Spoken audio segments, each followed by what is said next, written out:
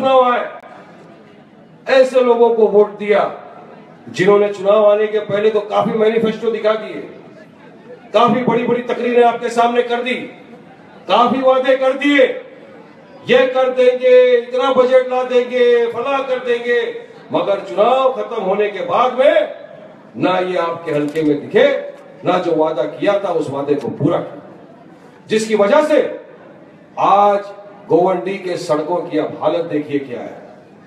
सबसे बड़ा स्लम आज की तारीख में अगर देखा जाए तो गोवंडी के अंदर आ गया धारावी के बाद में, क्योंकि स्लम का काम नहीं हुआ। अगर गंदगी की बात कर ले आप, न ड्रेनेज में काम हुआ है, और जिस जगह पे देवनार जैसी इतनी बड़ी मंडी है हमारी, वहां की हालत तो आप सब देखते ही हो। कचरा उठाने के नाम पर बीएमसी में कौन लुटपारी कर रहा है? आपके अपने जिन्होंने आपको जिसको आपने जिताकर इख्तियार में बिठाया था। और इनके काफी चेहरे हैं, एक एक करके सारे चेहरे उनके बेनकाब करना जरूरी है आज आपके सामने साहब। तो नाम नहीं लूंगा, नाम लूंगा तो हीरो बन जाएगा, और जीरो को जीरो रहने तो हीरो मत बनाओ। आपके पास आया चुनाव के पहले वादे लेकर के हम ये कर देंगे, रास्ता बनाएंगे, ये करेंगे, हम सेक्युलर हैं, हम हमदर्द हैं, हमारे भाइयों के हमदर्द हैं, कौम की हमदर्दी हमारे दिलों में है। मगर साहब वो भी झूठा वादा निकला उनका, क्योंकि मैं मुझ पे जो गुजरी बताना चाहता हूं साहब आपके सामने। जब मार्च में असेंबली में मुझे एक जुमला ना कहने पर असेंबली से सस्पेंड किया गया था, वो जुमला तो आप सबको पता ही है कि मुझे भारत के ऊपर एक स्लोगन बोलना था, जो कि ना संविधान में लिखा है, ना मुझे कोई मजबूर कर सकता है वो बोलने से, क्योंकि भाई शिर्क और पॉलिटिक्स के बीच में एक बहुत पतली लाइन है साहब, और हम शिर्क नहीं करना चाहते, क्योंकि हम ईमान पे पैदा हुए और इंशाल्लाह मरते दम तक ईमान पे जिंदा रहेंगे, और मरेंगे तब भी हमारे ऊपर सिर्फ कलमा ही होगा। मगर हुआ क्या, जब मुझे कहा गया बीजेपी के आमदार के जरिए सामने से, अगर तुमको सदन में बैठना है तो सबसे पहले ये जुमला तुमको बोलना होगा, भारत माता पे बोलना होगा, भारत पे बोलना होगा। मैं पूरा जुमला नहीं बोल सकता हूं क्योंकि काफी सारी बंदिशें लग गई है आजकल। मैंने कहा एक बार, अरे नहीं बोलता भाई, सामने से चिल्ला चिल्ला कर, अरे वारिस पठान यहाँ बोलना है, यहाँ बैठना है, पहला ये बोलो उसके बाद यहाँ बैठने देंगे। अरे एक बार बोला, दो बार बोला, तीसरी बार मैं अपनी भी सटके लिए नहीं सुनते। फिर अपन लोग भी क्या खाते आप लोग को सब मालूम है, गरम खाते हैं ना बिंदास। मैं बोले चल चल नहीं बोलता, क्या करता है, करके दिखा दे। साहब इतना ही बोलना था कि ताज्जुब होगा, सबसे पहले वहां पर खड़े होके मेरे सस्पेंशन की मांग करने वाला कोई और नहीं बल्कि जिनको आप हम अपना समझते थे वो खड़ा हो गया साहब, असली चेहरा उसने दिखा दिया। अरे बोल दो ना, क्या है, नहीं बोल सकता लिख के दे दो, क्यों ऐसा करते हो? अरे बोला आप ये बात कर रहे हो, नहीं बोलूंगा मैं। आप ईमान बेच सकते हो, वारिस पठान नहीं बेच सकता साहब ईमान, और आप जैसे 36 को वारिस पठान खरीद के अपने जेब में रख सकता है, याद रखना। आगे चलो, नहीं बोलता। सब के सब खड़े हो गए, ये जो कल तक सेक्युलरिज्म का चोला ओढ़े हुए थे अपने नकाब पे कि हम सेक्युलर हैं, हम हमदर्द हैं, हम कम्युनिटी के हमदर्द हैं, माइनॉरिटी के हमदर्द हैं, हम मजलूमों के हमदर्द हैं, ये खड़े हो गए और इन्होंने नकाब दिखा दिया। पूरे देश ने उस दिन देखा साहब, और सामने तो बीजेपी शिवसेना थे। अरे उनने बोले ये मान रहे हैं सस्पेंशन, आ जाओ वेलकम। पूरे के पूरे सदन ने मिलके मुझे सस्पेंड कर दिया, 15 दिन के लिए सस्पेंड हुआ साहब। मगर ना अपने ईमान से डगमगाया, ना अपनी जुबान से डगमगाया, ना अपने इरादे से डगमगाया, क्योंकि मुझे पता था मेरे साथ ताकत है, मेरी पूरी आवाम जो मेरे भाई यहाँ पे मौजूद है, यही हमारी ताकत है साहब। इसी ताकत की वजह से तो मजलिस इत्तेहादुल मुस्लिमीन ने मुंबई की नाक कहने वाली जगह बाइकल्ला से बड़े बड़े दिग्गजों को लताड़ के फताड़ के जिता के लाया साहब हमको। ये तो मजलिस की ताकत का नतीजा था। मगर हुआ क्या, आप सबके सामने उसका चेहरा आ गया जो सेक्युलरिज्म के नाम पे कल तक आपके सामने वोट मांग रहा था। क्या क्या मैं पूछना चाहता हूं गोवंडी की आवाम से, क्या आपको बराबर पानी मिल रहा है इतने दिनों में? क्या आपके रास्ते बराबर बने हैं यहाँ पर? क्या आपके झोपड़पट्टी के लिए कोई विकास किया गया है? रफीक नगर की आवाम से मैं पूछना चाहता हूं, यहाँ आग लगी थी, क्या आया था वो तुम्हारे बीच में? आया था ये मजलिस का गुलाम आपके लिए आया था, क्योंकि मेरे भाई जहां जहां भी तकलीफ में होंगे, मेरे कायद ने कहा था, स्टेज से कहा था कि पूरी मुंबई में नहीं, पूरी महाराष्ट्र में जहां कहीं भी कोई मजलूम, कोई बेबस लाचार मजलिस इत्तेहादुल मुस्लिमीन के एमएलए को आवाज देगा तो इंशाअल्लाह वो आधी रात को उसके आवाज के ऊपर पहुंचेंगे।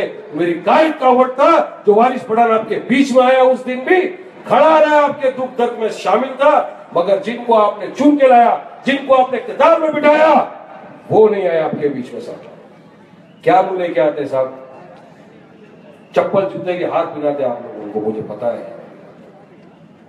मगर आज फिर वो वक्त आया है आपके सामने, फिर इलेक्शन का टाइम आया है, फिर आपके पास एक हथियार है कि अपने वोट का किस तरह इस्तेमाल करना चाहिए। आज अगर आपने ये वक्त खो दिया, अपने वोट का सही रीत से इस्तेमाल नहीं किया, फिर किसी ऐसी जगह पे वोट डाल दिया, तो साहब आने वाले 5 साल तक आपको इसी हाल में, इसी हालत में रहना होगा साहब। क्योंकि मैं देख रहा हूं काफी महीनों से कि जब उनको लगा है कि हमारी कुर्सी तो डगमगा गई है यहाँ पर, हमने तो इतने सालों से विकास के नाम पे सिर्फ पैसा लिया, गरीबों को लूटा, हमारी तिजोरियां भर दी, मगर कुछ गोवंडी की आवाम के लिए, बस्ती के लिए हमने काम नहीं किया, तो साहब फिर आपको तो पता है यहाँ वहां भागते फिर रहे। और आज तो ये हालत हो गई कि जब से दोपहर से ये चल रहा है कि जंगल में शेर आ चुका है, जैसे ही दहाड़ सुनी जा रही है दोपहर से, हर तरफ अफरा तफरी का माहौल पैदा हो। अरे आज क्या बोलेंगे, आज तो अपना पर्दाफाश होने वाला है, हम लोग तो इतने टाइम से इनको लूट रहे थे, इनका काम नहीं कर रहे थे, कुछ नहीं कर रहे थे, मगर आज तो आ गए अकबरुद्दीन ओवैसी, ये लोग तो काम करके दिखाते हैं। ये तो हैदराबाद के अंदर इतनी सारी स्कूलें खोल दी, इतनी सारी कॉलेजें खोल दी, Owaisi school of excellence, Owaisi college, Owaisi hospital, Owaisi medical college, और हर जगह इलाज भी साहब 30 रुपया लो, हॉस्पिटल में जाओ, 3 महीने तक इलाज मुफ्त। अगर सिजेरियन ऑपरेशन हो गया तो साहब 5-10 हजार, एकदम सस्ते में सस्ता इलाज, हर चीज का इलाज वहां पर। यही हमारे कायद का सपना था, यही हमेशा से कहते थे कि वारिस भाई, एक सपना ये है कि जो हम हैदराबाद में इतने वर्षों से करते आ रहे हैं, ये पूरे महाराष्ट्र में नहीं, पूरे हिंदुस्तान में करना है साहब। सिर्फ यही सपना लेकर इतनी दूर से यहाँ तक आए, वरना क्या जरूरत थी साहब। अच्छा खासा है, 40 कॉर्पोरेटर है, 7 एमएलए है, एक हमारे सदर एमपी साहब है, मगर नहीं, आप लोगों की दुख, आप लोगों की तकलीफें, आप लोगों का दर्द देखा नहीं गया, और इतनी दूर से बीमारी की हालत में भी आपके बीच में आकर आपको खिताब किया, आपको जगाने की कोशिश कर रहे हैं साहब। ये जागो, हम आए हैं, आपके लिए आए साहब, हम आपके लिए आए, हमारा साथ दो, हम आपका साथ देंगे साहब, और इस बस्ती को, इस शहर को, इस महाराष्ट्र के पूरे स्टेट को हम सुधारेंगे साहब। यही अरमान है, यही सपना है, कोई जाति मुफाद नहीं है साहब इसके अंदर, लेकिन इसमें सबसे बड़ी जरूरत है साहब आपके साथ की। आपके साथ के बिना कुछ नहीं हो सकता साहब। आज अगर अपने पूरे देश में देख लो, कहीं पर भी कोई ऐसी टॉपिक निकल आ जाती है जिसमें हम पर तनकीद किया जाता है, हमारे हक के अगेंस्ट बात की जाती है, फिर चाहे रिजर्वेशन का मसला देख लो, चाहे भी बैंड की पाबंदी पे लगाया हुआ मसला देख लो, चाहे सूर्य नमस्कार का मसला देख लो, चाहे योगा को कंपलसरी करने का मसला देख लो, लेकिन हर बार अगर कोई आवाज उठी है तो वो सबसे पहले, मुझे फख्र के साथ कहता हूं कि वो आवाज है मेरे कायद जनाब बैरिस्टर असदुद्दीन ओवैसी साहब की और जनाब अकबरुद्दीन ओवैसी साहब की। फख्र है साहब मुझे कि मैं ऐसे जमात के साथ जुड़ा हुआ हूं कि जो मजलूमों के हक के लिए लड़ाई करते हैं, नहीं के पीछे बैठ के सिर्फ बात करते रहते हैं, सेक्युलर है हम, ये कर देंगे। अरे हम बोलते हैं, उसके बाद में आके पीछे लिपापोती करते हैं, क्या होना चाहिए। अरे नहीं, इतने साल सत्ता में रहे, इख्तियार में रहे, क्यों नहीं किया? सत्ता में रही कांग्रेस की सरकार, 15 साल तक कांग्रेस राष्ट्रवादी समाजवादी भी उनके साथ में था। क्या कभी इनको ये ध्यान दिया है कि हमको रिजर्वेशन देना चाहिए? 3 कमेटी के रिपोर्ट आए थे, Sachar committee, Ranganath Mishra committee, Mahbubur Rahman committee, हर कमेटी ने एक ही चीज कहा था कि जो महाराष्ट्र का माइनॉरिटी का एक मुसलमान अगर है, वो सोशली एजुकेशनली बैकवर्ड है, उसको रिजर्वेशन जॉब में और एजुकेशन में मिलना चाहिए। मैं नहीं कहता, कमेटी की रिपोर्ट से कहती है, 3 कमेटी की रिपोर्ट से कहती है कि यहां पर आपको एजुकेशन में और जॉब में रिजर्वेशन देना चाहिए। 2014 के चुनाव के जाते के पहले साहब, जब इन लोगों को यह लग गया कि तख्ता पलट होने वाला है, लोग जाग गए, उनको उठा के फेंकने वाले हैं, तब इस सरकार ने एक सिर्फ ऑर्डिनेंस निकाला, मामूली सा ऑर्डिनेंस। किस चीज ने उनको रोका था बिल पास करने से? सत्ता में थे, मेजॉरिटी में थे, अगर बिल इंट्रोड्यूस करते तो पक्का कानून बनता और आज हमारे भाइयों को रिजर्वेशन मिलता, एजुकेशन में भी, जॉब्स में भी। मगर एक ऑर्डिनेंस निकाला, 5% एजुकेशन में, 15% जॉब। मैटर हाईकोर्ट में गया तो माशाल्लाह बीजेपी की सरकार आ गई थी। जब तक हाईकोर्ट ने कहा कि आप एजुकेशन में रिजर्वेशन दो, मगर ये सरकार रिजर्वेशन नहीं दे। सबसे पहले आवाज उठाई किसने? सबसे पहले आवाज अगर उठाई और रिजर्वेशन की किसी ने मांग की महाराष्ट्र में, तो वो था मजलिस इत्तेहाद मुस्लिमीन वालों ने। मेरे कायद ने उठाई थी मांग इस बारे में। वारिस पठान रिजर्वेशन अपने बेटे के लिए नहीं मांग रहा था साहब, मैं मेरे उन भाइयों के लिए रिजर्वेशन मांग रहा था जिनका एक अरमान है, एक सपना है कि हमारा भी बच्चा, हमारी भी बेटी एक महाराष्ट्र के अंदर आईपीएस ऑफिसर बने, आईएएस ऑफिसर बने और लोगों के साथ कंधे से कंधा मिलाकर हमारे मुल्क को, हमारे देश को तरक्की की राह पर आगे लेकर जाए। ये सपने आज इसने देखा था, उस बात के लिए मैं रिजर्वेशन मांग रहा था। तो क्या कोई गलती कर रहे थे हम लोग? और ये लोगों ने क्या किया? आज चुनाव का टाइम नजदीक आया तो ये आ गए, बीफ पे बैंड लगा दिया साहब। 1995 से ये शुरू था। प्रेसिडेंट ऑफ इंडिया के सामने पिटीशन पेंडिंग था। 2 मरतबा महाराष्ट्र गवर्नमेंट को इन्फॉर्म किया गया था कि पिटीशन पेंडिंग है बीफ के बारे में, क्या करना है इसका, मगर इनके कान में जू नहीं देंगे। लास्ट में सरकार आई, बैंड लगा दिया, जिसकी वजह से आज कितने हमारे भाई, हमारे दलित भाई, हमारे कुरैशी जमात के भाई बेरोजगार होकर, बेरोजगारी की क्या हो गई साहब हमारे यहाँ। उसके बाद तो आपने सबने देखा कि 8 तारीख को एक तुगलकी फरमान जारी हो, मैं तो तुगलकी फरमान बोलता हूं उसको, कि हमारे देश के प्रधानमंत्री आकर पूरे देश के सामने एक फरमान जारी किया, आज रात से 12 बजे से 500 और 1000 का नोट बंद। ये स्टाइल में बोला था, सब बंद, फिनिश। क्या है? क्या आपने इसके बारे में सोचा था? क्या कोई चर्चा की थी? इतना हेस्टी डिसीजन ले लिया कि हम में से जो लोग साफ दिन भर मजदूर करने वाले जो हमारे भाई हैं, जो सुबह में घर से निकलते काम करते और शाम को जब घर में पैसा लेके जाते हैं तो उनके घर में चूल्हा जलता है, जिसके उस बाद उसके बीवी बच्चे खाना खाते हैं साहब। आज उस मजदूर से पूछो, आज हमारे उस मजदूर भाई से पूछो, क्या तेरे पास पैसा है जेब में? नहीं है साहब, मेरा पैसा बैंक में है, मुझे ही निकालने के लिए इजाजत देनी पड़ रही है। मैं सरकार से सवाल करता हूं, कौन से कानून के तहत आपने रोक लगाई मुझ पर? क्या संविधान में कहीं लिखा है कि मुझे मेरा ही पैसा बैंक से निकालने के लिए इजाजत देनी पड़ेगी? कहीं नहीं लिखा है साहब। ये सत्ता में आए, इन्होंने ये हरकत की।